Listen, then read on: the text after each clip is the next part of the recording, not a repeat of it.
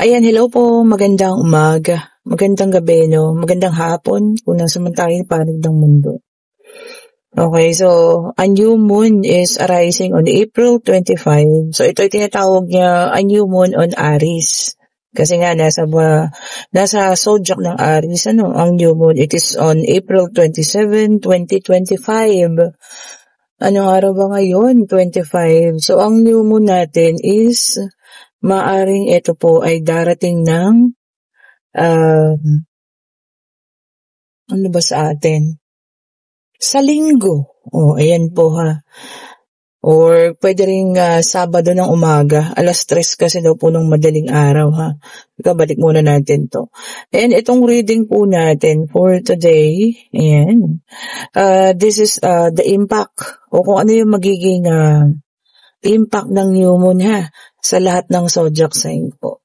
So mag-start tayo sa Aries. Okay. So, ano ang magiging impact ng new moon sa Aries na zodiac sign? Ayan na. Tignan nga natin. Ano lang po natin, i-shuffle lang natin ng mabuti ang ating mga baraha. Okay po. And then, ating ikat. Okay. Pwede natin sa gitna. Okay po. Okay na to. Okay na to. Parang nagluluto lang. Okay po. So, for the Aries, okay. A wise person, sabi rito, no? Okay. Dito, no, sa Aries, sa pagdating ng new moon, ay parang rebirth, no? Sabi nga rito, no? And, dito kasi may execution, so parang maaalis, no? Parang panibago niya. So, ilalabas dito ang mga mas matapang na version ng mga Aries. Sasabihin nga dito, no, mailalabas ang mga saloobin na matagal lang kinikimkim po. Ayan. So, kaya dito, no, parang banibagong tao. Ayan. Kumbaga, mailalabas ninyo kung ano man yung mga bagay na inyong nasa saloobin dyan, ano. This is a rebirth for Aries. Okay po. Sa panahon ng new moon na ito, ayan, parang panibagong tao, mas wiser, sabi nga rito, no? Mas matalino, ayan ha. Mas may kababaan ng kalooban, ayan. A new version of you, sabi nga nila, sa pagdating ng new moon, ayan, para sa mga Aries. Okay. Okay, and then ang next naman natin ay ang Taurus. Okay, tignan natin sa mga Taurus. Wow, see, Lancer. Pagkawala, enslavement. Okay, sa mga Taurus naman, new moon brings you a healing. Tama-tama, no? Ayan, kasi para makakaalis ka na sa isang slavery o pagkakatali. Sa panahon na ito, mas mabuti rin ang pananahimik. Yan, tama nga naman. At makinig, take a break, sabi nga, no? Mag-isip, bitawan na din ang mga bagay na nakakabigat po ha. And a new beginning is coming your way. Kumbaga, pag-alis mo, no? Kasi kagaya nito, no, this is enslavement. Parang ikaw po ay nakagapos. Maaring ito ay sa trabaho, maaring ito po ay sa pag-ibig. So, the new moon will bring you a panibago, sabi niya, no? A new way to reflect, sabi niya. A new way to take a break. So, matatanggal na, no? Kung ano man yung pagkagapos kung meron ka. Kung pag-ibig man ito o trabaho man ito, no? So, matatanggal na po yun. Ang pagkagapos po na gano'n, ano?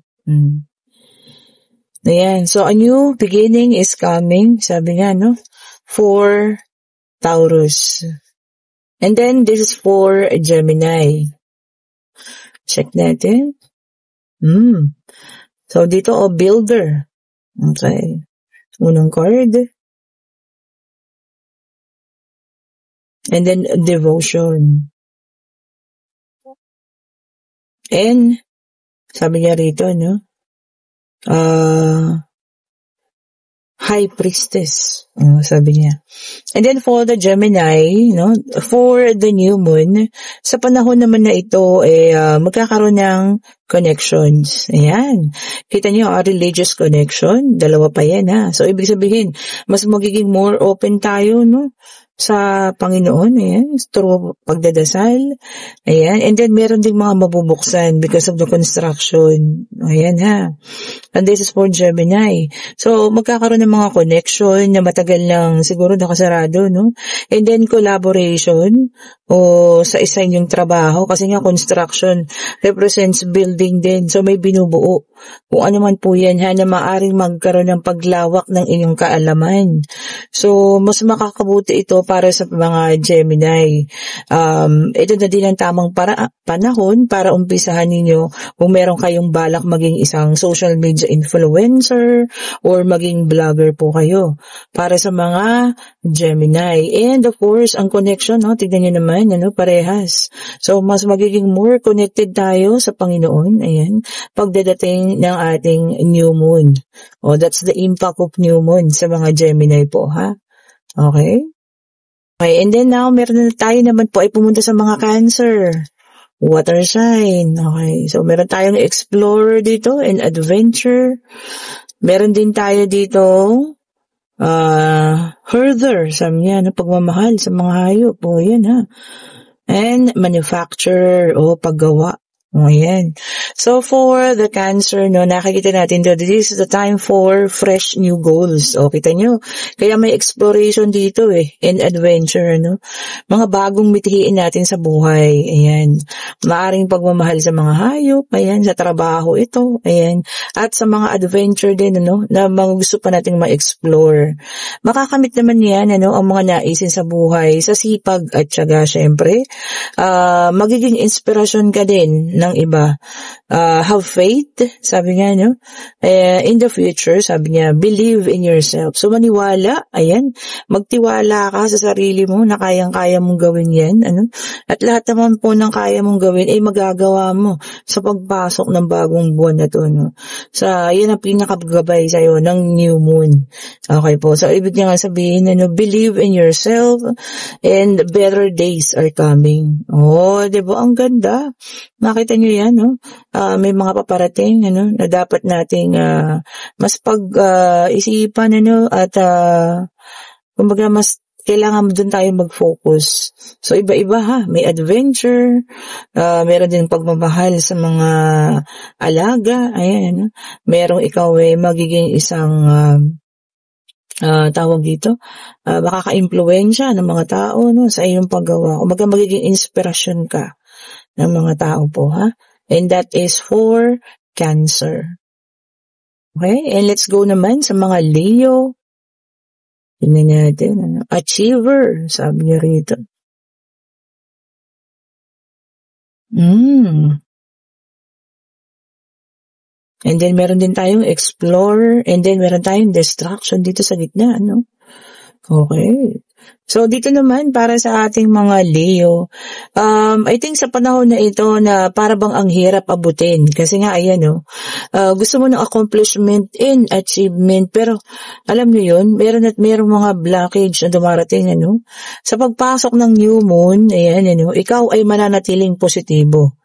Ayan, kita niyo naman, kasi nga accomplishment, yan ang talagang pinaka-target mo sa buhay mo, sa pagpasok din ng bagong buwan, makikita mo na ang new version of you. Ayan, kumbaga, kung noon, naghahangad ka lang ng kaayusan ng buhay, ngayon talagang gusto mo mag-achieve. Talagang gusto mo magkaroon ng achievement, Gusto mo makita lahat ng pinaghihirapan mo. Diba? Gusto mo rin mag-explore. Naging F-tuloy, maging explorer. Ayan nga. Kumbaga, susuungin mo ang lahat para maabot man ang tagumpay na yun, And, makikita rin ng iba ang new version of you. Diba? Ngayon na rin ang panahon para ikaw ay gumawa ng mga bagong plano and kailangang ikaw po ang mag-control nito ha para maiwasan mo kung ano man itong mga paparating na sadyang babara po para sa mga plano mo sa buhay. So sabi nga, take control of it. Yan po ang para sa ating mga Leo sa bagong buwan sa pagdating ng bagong buwan ng Abril po. Ayan ha, para sa ating new moon. Okay. Ito naman para sa mga Virgo. Ayan, mga Virgo na nag-iintay. Okay, tingnan natin.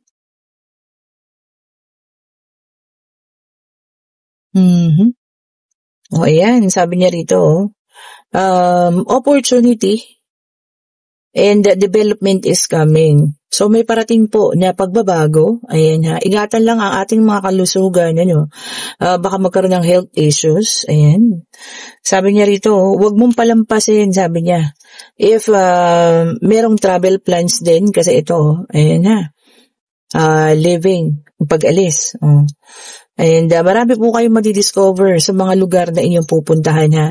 Yun nga lang, kailangan ingatan din natin ang kalusugan. Ayan. So yun ang isa sa mga magiging impact ng ating pagpasok ng new moon. Maaaring ito po ay isa inyong kalusugan na medyo mahihirapan tayo ha. Okay po. Sabi niya nga, take time to relax. Okay po, relax lang and reflect. Mag-isip po, ha? Huwag mong padadala sa stress. Ayan, para hindi magkaroon ng health issues. Sabi nga, And, sabi niya, huwag palalampasin yung mga opportunities na parating po, ha?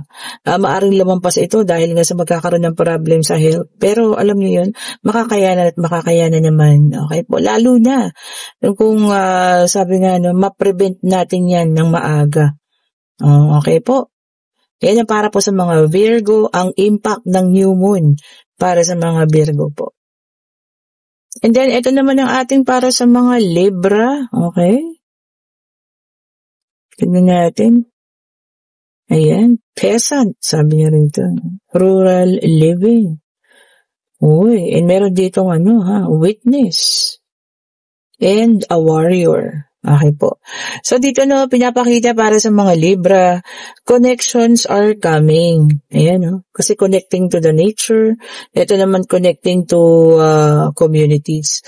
So kung merong mga connections na nagsara, maaari ito po ay magbukas sa mga Libra, mga matatagal lang hindi nagkakausap, sa pagliwanag ng buwan, ang pagbukas ng mga saradong pintuan, maaaring magkaroon ng posibilidad po yan. So, sa communication, kailangan tayo maging open, ha? Kung gusto nyo lang naman. Pero kung hindi nyo naman gugustuhin, ang pagiging open po, o magpagbubukas ng mga komunikasyon sa mga taong matagal nyo nang hindi nakakausap, nasa sa inyo pa rin naman. And ngayon din ang panahon ng pagdedesisyon kung ikaw ay open sa mga improvement. So baka aring magkakaroon ng suggestion sa inyo, kagaya nito, mahahamon kayo kung gusto nyo ba ng improvement or talagang dyan na lang kayo sa inyong comfort zone. Okay po. So yan po ang magiging effect ng new moon para sa ating mga Libra po. Okay. And ito naman ang para sa ating mga Scorpio. Okay, tingnan nga natin. Ang ganda, Ayan natin yan. Astral experiences. Meron ding nature worship. At meron ding mentor. Okay, so dito naman nakikita natin para sa mga Scorpio, the new moon will bring you ng kung kailan masusubok yung ating decision making. Ayan ha. Pwedeng sa worship, ayan sa religion. Pwede rin ito po ay sa trabaho. Ayan Pwede rin ito po ay sa bahay, sa family. So kaya't mabuting pag-isipan po ha. Ayan, kung maaari, pwede tayong magtanong ng mga bagay-bagay, Ayan, kasi may mentor dito. Kung sino naman yung kinikilala mo na talagang iyong pinagkakatiwalaan, na pwede mo siyang sabihan kung ano man yung kailangan mong pagdesisyonan. Kasi kailangan natin pakaisipin to ng maraming beses po ha. Sabi nga niya, now is the time to make your own decision, but you have to be wise. Okay po. Kailangan wise yung ating pagdedesisyon at magiging mabuti po. Hindi lang para sa iyo at para sa lahat po yun. So, yan naman po ang dala ng new moon sa mga Scorpio. Okay, and this is for Sagittarius. Tingnan na natin. May pagdating. May bus. Okay po. And then meron ding ascetic. Okay po, parang yung nakikipag-commune siya sa nature, parang nakikipag-usap, ganun. Okay, and then meron din tayo ditong Wild West. Okay, so dito sa mga Sagittarius, nakikita natin the new moon will bring you parang pagbabago. Ayan, para sa ating mga pang-araw-araw na ginagawa. Di ba? So merong mga paparating, na masusubok yung ating daily routine. Kumbaga sa mga Sagittarius, importante yung kumbaga pagkasunod-sunod ng kanilang mga ginagawa. Ayan. So may oras na masusubok ang kanilang yung kanilang ladderized na kumbaga schedule. Ganun kumbaga ikaw ganitong oras dapat nandito na ako, ganun. So masusubok po ang inyong daily routine. Pero kailangan natin maging positibo. At yan, i-accept natin kung mayroong pagbabago sa ating pang-araw-araw na buhay. Sabi nga dito, lalong-lalo na kung naman ito, makakatulong po at makakapag-ayos kung ano man yung ginagawa natin sa buhay na ito. So tanggapin natin kung may pagbabago pong parating na masusubok kayo yung mga daily routine. Kaya pala, kumbaga kasi tayo parang nakasakay sa bus. Ayan diba yung sa bus may mga umaakyat-akyat, nagtitinda, ganyan, inspector, ayan po. So yun yung mga pagsubok na kumbaga sa smooth na ating paglalakbay meron at meron pong pagsubok na darating So kailangan natin tanggapin, lalo na kung ito makakabuti naman. Yan po ang para sa mga Sagittarius. Okay, and dito naman tayo sa mga Capricorn. Okay, meron tayong herbalist. Meron tayong torturer. And then, meron din tayong housework. Ayan And dito sa mga Capricorn, new moon, new start. So, new fresh start. So, bago. Bago ang hatid nito sa mga Capricorn. Sabi nga dito, lalo na tong torture na yan, Ayan, bitawan na po yung mga dapat nating bitawan at iwanan yung dapat iwanan. Sabi niya, start over again. Kung kailangan mong umalis, para makapag-umpisa ka pa ng panibago. Pwedeng sa ibang bansa ito, ayan, magtrabaho, Pwede rin tayong, kasi herbalist, Pwede kang take ng mga herbal, para pangpakalma ng isip mo, ayan. Para maiwanan mo na yung mga dapat mong iwanan, Or kung pwede kang sumangguni sa mga taong, alam mo na, yun talaga makakatulong po sa inyo. Sumangguni ka po, kasi kung ano man yung mga bagay na nakakabigat, lalo lang pong hindi ka makakapag-umpisa kapag yan po ay laging nandiyan po sa inyo. And, syempre po, take time to connect to your family. Gaya nito, parang nakatingin siya sa malayo at malayo ang kanyang pamilya. Take time po para makapag-connect kayo sa pamilya ninyo, sila naman talaga po yung laging nasa tabi ninyo. Okay po, yan po ay para sa mga Capricorn. Okay, and then ito naman ang para sa ating mga Aquarius. Okay. Tingnan natin. Naku, merong abuse dito. Meron ding dark magic. At meron din tayo dito social life. Okay. So, sa Aquarius, nakikita natin, expressing yourself. Kumbaga, may mga tao na parang pinipigilan ka para express mo yung sarili mo, This is also a form of abuse. Ayan. So, kung nandoon ka sa isang abusive relationship na hindi mo man lang ma-express kung ano man yung gusto mong sabihin, at sila yung taong nagsasalita, ikaw talagang, kumbaga, nilagyan na nila ng pinid ang iyong mga bibig. Sabi rito, it's time, Kailangan mo nang ipakilala ang iyong sarili po, Kailangan mo nang magsalita. Kailangan mo nang makilala. Kailangan mo nang ipakita kung sino ka po talaga. Okay po, hindi po sapat ang pananahimik at pagkatakot dito sa mga taong ito. New moon will bring you a fresh start. Ayan, lakas ng loob. Ayan po, para ikaw po ay makilala. Sabi nga, it's time for you to be heard. Kailangan po ma-recognize kung ano man ang inyong gustong sabihin. Okay po, kailangan ng lakas ng loob po ha. Hindi po natin na po pwedeng tayo po ay may takot. Kagaya nito, no, takot siya. So, abusive na po yun. So, kung kinakailangan niyo na magsalita, kailangan niyo ng tumayo, gawin niyo po ha. A new moon will bring you a new start, sabi nga, no? Bagong kalakasan, sabi nga ganun, no? A new life. Okay po. So, a fresh start for the new moon. At ito po ay para sa mga Aquarius. At ang pinaka-last, ang mga Pisces. So, yan po ha, which is also a water sign. So, meron tayo ditong political. Okay? Meron din tayo ditong pacifist. O, yun. Pabaliktad. Ayan. Ayun, nagkakamay pala. Or a diplomat, peacemaker. Okay po. Tagagawa ng peace. O, ayan. Tagapagbati. Okay. And then, meron din tayong inheritance and wealth. Wow, ganda ha.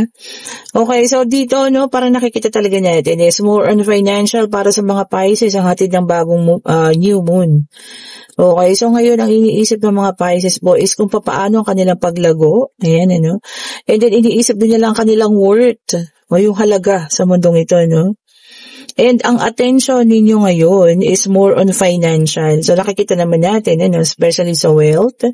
Ayan ha, huwag lang tayo magpapabrainwash. Ayan po, no. Sa kung sinong tao, focus lang, sabi nga. Lalo na sa mga natin, goals natin sa buhay, especially sa financial, sa mga Pisces. Ayan, at baka meron din kayo mga taong pagbabatiin. Ayan.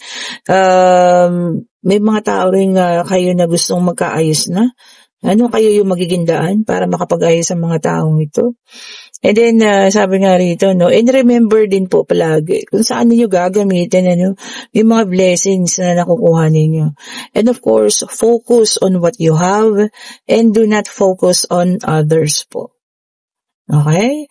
And more on financial tayo sa mga Pisces. Yun ang kanilang pinaka-focus ngayon, which is very good naman. At alam niyo yun, new moon will bring you new hope. Sabi nga, new financial security. So, ayun po para sa mga Pisces. Ayan. Okay, so ayun po ang kumbaga mga magiging impact ng new moon sa mga zodiac signs. Ayan ha. Take time para pag-isipan ng mga bagay na yun, whether it's positive, para sa inyo po, kung negative naman, so kailangan siguro kontrahin natin, pag-isipan natin yung mga tama natin gawin. Pero wala naman akong na-read na negative, parang positive naman lahat. Kunin natin yung para po sa atin na mag-a-apply sa buhay natin sa ngayon, and kung hindi naman, itapon yung para hindi sa atin po ha. Wag po, ang pinaka-main lang naman ng new moon, stay positive, di ba? Because positivity will attract positivity, lagi kong sinasabi sa inyo, and negativity will attract negativity po. Okay po, take time to reflect, take time to think, kung para sa inyo, wag po tayong, kumbaga, maging impulsive, lalo na din sa mga pagdedesisyon, ha. Kailangan natin pag-isipan po bago tayo magkapag-desisyon po. And kung nagugustuhan yung ating reading, pa-like, pa-share, pa-subscribe, and hit the notification bell po, para lagi kayong updated sa mga bagong videos na nire-release natin. And kung gusto nyo ng ating mga bracelet, ayan, mag-order na po kayo ng mga pampaswerte, ayan, mag-order na po kayo. And kung gusto niyo rin ng ating mga evil eye, ayan po ha. Ito po ang ating mga evil eye, pangontra yan, o sa mga negative. Pwede rin sa mga negative thoughts, yung mga nag-iisip sa inyo ng hindi maganda. O yan, back to sender. Okay po, paklik lang ang link, nandyan na po sa ating comment section. And kung gusto niyo pong mag-order din ha, ng Palo Santo, and then nung aking ginagamit na mga incense, at saka yung incense holder, nandyan po sa description box yung link. Okay po, click nyo lang yung link. Mapupunta po kayo sa Shopee at yun na po yung mga pinakamura ha. Pinili ko talaga yung mga pinakamura para alam nyo yun, makatipid tayo. Ayan. Lalo na yung Palo Santo, kung gusto nyo mag-order at kayo po ay mag-cleansing ng bahay ninyo. Okay po, thank you so much. Pa-like, pa-share, pa-subscribe, and hit the notification bell po. Happy Friday po at abangan ninyo ang ating situational reading mamaya po. Bye-bye po.